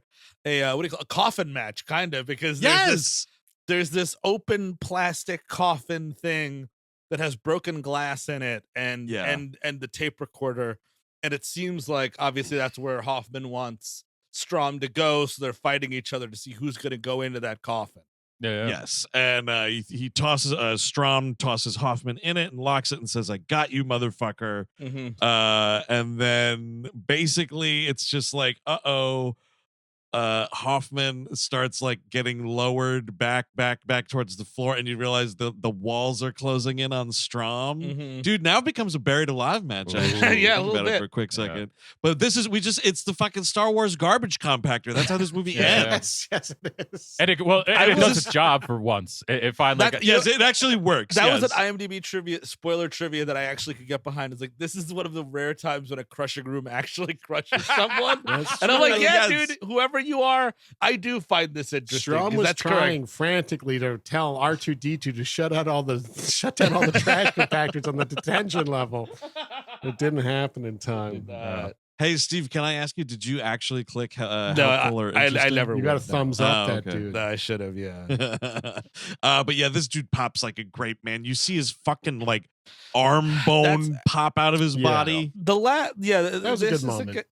Sure. But not enough. It doesn't go all the way with it. it's the end. It's literally the fucking end of the movie. Like I'm like, I gotta hear that. And black title card, a film by David Hackl, and I'm like, what happened to Jillsaw? Yes, what happened to Jillsaw? And I need to hear the melon of his head pop. You know? Yeah. Like that. You know how it sounds when that happens. I don't, but I know you do. There's a good image where like Costas Mandylor has all the blood like dripping on the thing. Yes, that's like cool. These are two interesting, good images for a horror movie. And then you're out, like right at the fucking end. Like, God damn it, I hate this. It turns into a horror movie in literally the last shot of the movie, which is pretty crazy. And the thing is, what happened to Jillsaw? What was in that box and so on? Who started that fire? That whole thing? Hey, stay tuned. 7 months, you'll be back in the theater seeing fucking Saw 6 or whatever the turnaround was. And there's going to be shit in that also isn't explained, but actually is very important to the 7th movie. This is like proto Marvel shit. Like this was the first attempt to like just throw in random fucking bullshit and we'll set it up in the next one. Who gives a shit? Let's just do it, baby. I don't remember how it goes after that because like 6 is the last one to be numbered because then it was like Saw 3D, I think. And then the 8th one was Jigsaw. And then I think so the 9th one is Spiral. So that's why this is indeed Saw X. Is that if I do have the count right there? Yeah. Maybe? The one actually called Jigsaw is almost good. It's as far as these movies go, it's pleasantly really surprised well by directed. Jigsaw. I think it's actually funny enough. I think that one's directed by the Daybreakers guys. Oh, really? Oh, is that think right? So I think it's weird. a brother. I think it's a brother duo. So you guys are telling me that Saw 3 is different from Saw 3D? Yes. Yes. That's Saw fucking 3 insane and stupid. Saw 3D was Saw 7. There you I go. believe. And the Spirit Yeah, brothers. Spirit here, brothers. Chris? Steve, I think your legislation about the numbers are needed. Thank you. Because I mean, Thank here's you. another comparison. Here we go. Friday the 13th Part 3 is the 3D one. You know, That's when you do it. And I know that you're embarrassed because it's the 10th Saw, the 9th Saw movie or whatever, but that's not my problem. You started this convention. You got to keep it going. Yeah. All right, so wait a second. I'm looking it up right now. We're gonna get the count. Saw 2, Saw 3, 4, 5, 6. Yeah, 3D is 7, and then Jigsaw is 8. And then Spiral would be 9. Spiral would be 9, and then so this is Saw X. But it's kind of funny because in the follows part on IMDb, they don't actually acknowledge that Spiral exists. But Smart if move. you're making Saw, but oh yeah, it's awful. But like if you're making Saw X, Saw 10, like you have to include it, otherwise then your math is just I off. mean, I guess so. But also, you know what? I don't want to give him too much shit about Spiral because theoretically, that's the kind of thing I want. I want these spin-offs. The problem you have there is that you asked Chris Rock to act. That was your issue, and you should have nipped that in the bud early on. You have Chris Rock trying to act against Samuel L. Jackson. Do you know how embarrassing that is? Do you have any idea? That was a weird. Chris Rock has been acting for 20 years, but somehow there was like a monkey's paw wish he made that in the year 2021 where he got all these opportunities that he'd never had before, and he was terrible in all of them. He's always bad. I mean, other than unless he's playing like a version of himself, like that Top 5 movie, like those almost Top work. 5 is those okay. movies almost work. But like whenever he's doing serious stuff, it's a nightmare. Well, that's why, like, I'd prefer, like, you know, at least like his comedies, like what, like Down to Earth. I Think I Love My Wife. Down to Earth. Head of State, wasn't that another one? What's the one where he's like a twin? Oh, Bad Company. Anthony Bad Hopkins, Company. Bad Company. Yeah. Right. So like those things versus like Fargo and Spiral and all, you know, like that. It's just a huge. I have not seen Spiral, but it is double the budget of this. Does it? Is it? It looks world? better. It looks way It's better. a world. have We're to going outside. It's an actual. We're going and playing outside movie. Like you can tell, there is a budget there. That was dude. This sucks, and it will always be the case, right? You can't undo stuff like this. Spiral was the first movie I went back to the theaters for when the pandemic was dying down. A Oh little man, bit. mine's more embarrassing than yours.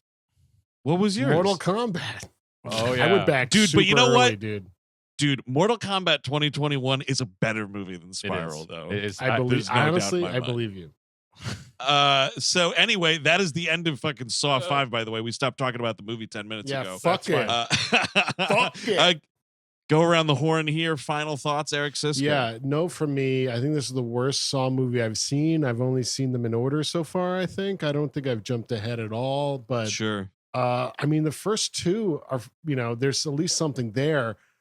I thought 4 was bad, but this is the worst so far for me. I can't recommend it in good conscience because there's nothing here. There's nothing here. It's just we're flashing back to other movies, and I couldn't fucking give a shit.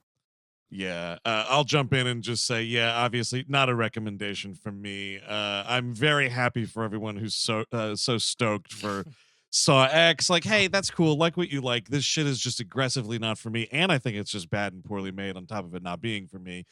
So absolutely not.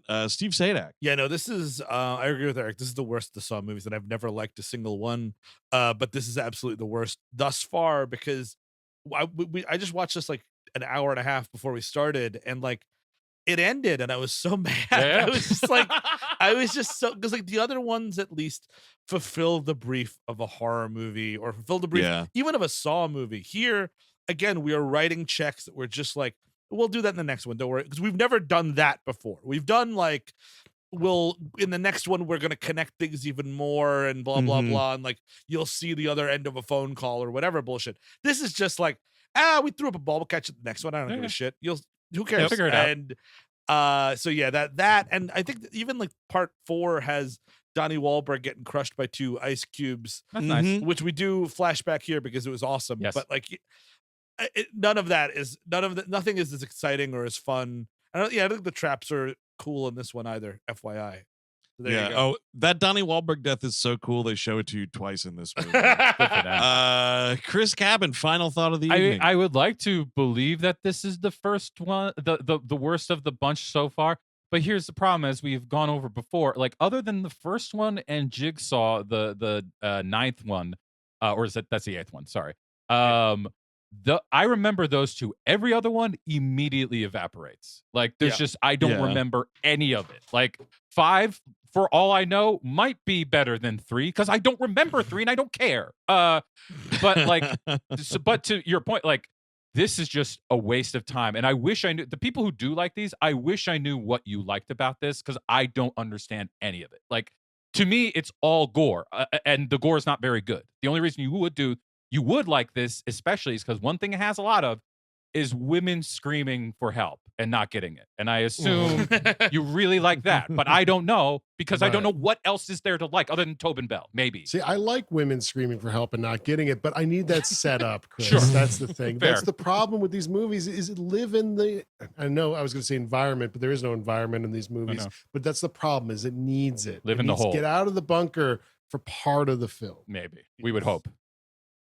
I'm just looking through back on Letterboxd of like what I rated the other ones coming up, and so 6 and Jigsaw, I both rated 2.5 stars, and then Saw 3D, so in the middle there, I rated 1 star. So I don't know. I couldn't tell you. I couldn't tell you anything that fucking happens in any of those movies. I don't know why one was 2.5 stars and then the next one was 1. I could not tell. I just glanced at mine. It looks like I liked Saw 4 the most. Look at me. Oh, hey, there you go. That is going to do it for our episode on Saw 5. Of course, this is just the start of the Halloween Spooktacular, folks. We are getting it going. Also over on the Patreon, patreon.com/WeHateMovies, where Steve Sadak, we're talking about what masterpiece on WLM? And it's also sort of spooky. It's Blade, awesome vampire killing movie with the great Wesley Snipes. We had a lot of fun on that episode. Absolutely. And Steve, you know what's funny is because I was just thinking Spooktacular, and I know this is coming out in September, so that's why you said Blade. I was actually fucking, in my mind, dude, I was thinking about October's WLM. Oh. So we'll have to save that. I'm getting confused when these episodes are coming out. Yeah, no, we're still September, gang. Here we go. Animation Damnation out now, of course, is all about an episode of King of the Hills. Here are our thoughts on that. Melrose 210. We're still in fucking Paris over on 90210 at that point, and things are getting things are getting heated up on Melrose Place, of course. And Eric, who are we talking about on the Gleep Glossary this month? This month of September, because the Spooktacular started early, we are talking about the pod race pilots of Star Wars Episode 1, the first movie we kicked off the month with. So we're kind of a little compendium for you guys to go through. It's a supersized episode. It's about an hour. And by the way, just between you and me, you can get ad-free episodes of the main feed now on Patreon at the $8 level, including this one. If you didn't like anything you heard ad-wise on this episode, get hip to that Patreon. Absolutely. Now, Steve Sadak here on We Hate Movies Prime, as we call it, next Tuesday. An all-new episode is dropping both on the free feed and on the ad-free Patreon. What are we going to be talking about then? Oh, it's an excellent day for an exorcism, and it's even worse day because it's The Exorcist: The Beginning. From 2004. Harlan. Yeah, this is the Harlan joint, right? So this is the movie that was taken away from Paul Schrader and then remade with a lot of the same material. Schrader recut it. I forget what it's called. Dominion, the prequel to The Exorcist. That's the thing. I want to say, though, what you see in Exorcist the beginning, there's not a lot of Schrader there. It's a fucking terrible movie. I'm kind of excited to go back to it because, like, aside from fucking Exorcist 3, I do not like these Exorcist sequels. The John Borman one, too. No thanks. Right, Borman did part 2. Heretic. It was terrible. Yeah, no good there. So yeah, I don't know. I'm really excited about it. We will have to see just how bad it is. I'm really terrified it's going to be like me being like, geez, it's a lot better than I remember. Well, that shows you the state of the things, I mean, I guess that's true. So we'll just have to wait and see. So until next week, where we're talking Exorcist: The Beginning. Terrible title. I've been Andrew Jupin. Steven Sadak. Eric Sisk. Chris Cabin. Take it easy. We all go a little mad sometimes. It's Halloween. I guess everyone's entitled to one good scare, huh? Sometimes that is better. Zombies have entered the building. They're at the door. They're coming in. It is time to keep your appointment with the Wicker Man. They're coming to get you, Barbara. You sick fucks. You've seen one too many movies. Nah, Sid, don't you blame the movies. Movies don't create psychos. Movies make psychos more creative. Put the fucking lotion in the bag. What an excellent day for an exorcism.